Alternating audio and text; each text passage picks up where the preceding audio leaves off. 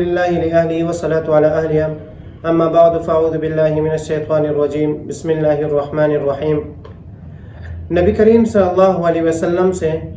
محبت کرنا یہ ہمارے ایمان کا حصہ ہے، اور کوئی مسلمان اس وقت تک کامل مسلمان نہیں ہو سکتا کہ جب تک وہ نبی کریم صلی اللہ علیہ وسلم سے کامل اور مکمل طور پر محبت نہ رکھے۔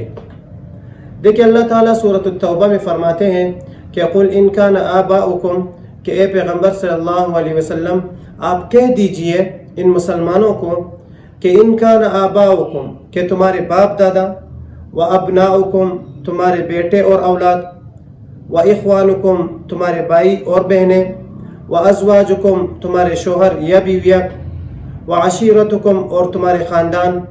وَأَمْوَالٌ اقْتَرَفْتُمُوهَا، اور تمہارے وہ مال جو تم نے کمائے ہیں، وَتِجَارَةٌ تَخْشَوْنَ كَسَادَهَا، اور تمہاری تجارت اور تمہارا بزنس، وَمَسَاكِنُ تَرْضَوْنَهَا أَحَبَّ إِلَيْكُم مِّنَ اللَّهِ وَرَسُولِهِ، اور تمہارے پسندیدہ رہنے کی جگہ، تمہارے گھر، محلات، بنگلے، باغات۔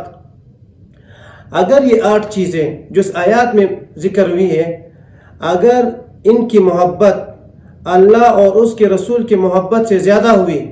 اور جہاد فی سبیل اللہ سے زیادہ ہوئی، تو بس تم قیامت کا انتظار کرتے رہو۔ یہ جو محبت کا دعویٰ تم نے کر رکھا ہے، اس محبت کے دعوے میں تم جھوٹے ہو۔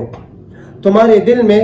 نبی کریم صلی اللہ علیہ وسلم کی محبت ان تمام چیزوں سے زیادہ ہونی چاہیے۔ کہ اللہ تعالیٰ دوسری جگہ فرماتے ہیں کہ النبی اولیٰ بالمؤمنین من انفسہم وازواجہ امہاتہم۔ یہ 8 چیزیں تو دور کی بات،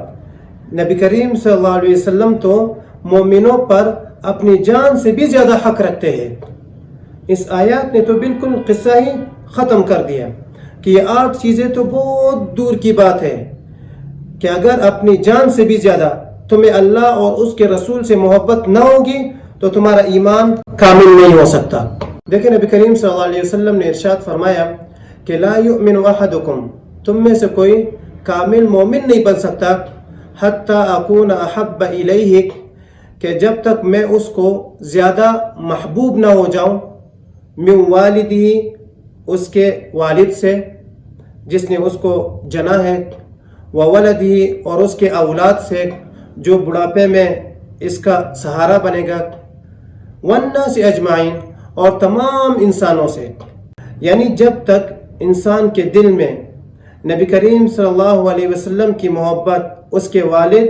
اس کے اولاد اور تمام انسانیت سے زیادہ نہ ہوگی، اس وقت تک ہم صرف نام کے مسلمان ہوں گے، ہم کام کے مسلمان نہیں ہوں گے۔